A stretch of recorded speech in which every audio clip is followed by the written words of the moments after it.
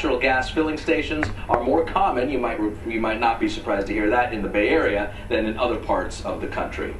We go in depth tonight with those antibacterial products which are so popular, but is the chemical at the heart of those products actually doing more harm than good? NBC Bay Area's Garvin Thomas shows us the additive that may be counterproductive.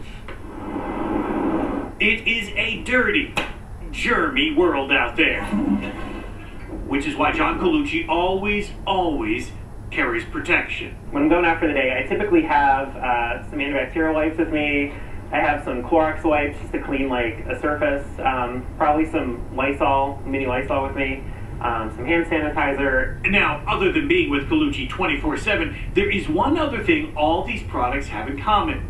An antibacterial agent called triclosan.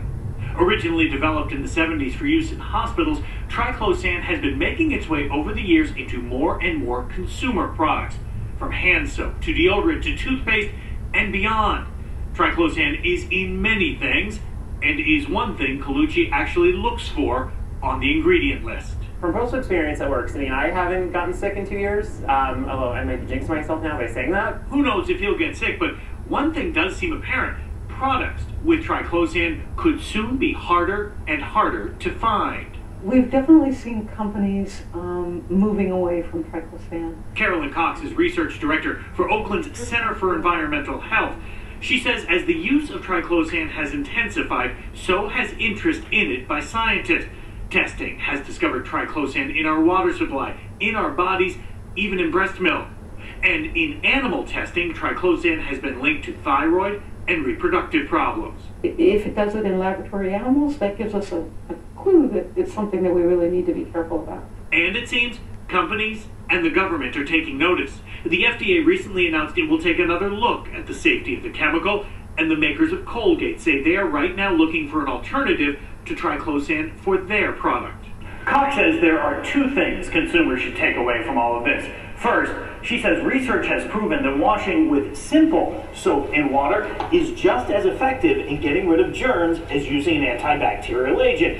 So, if there's even the slightest risk that it's dangerous, why use it?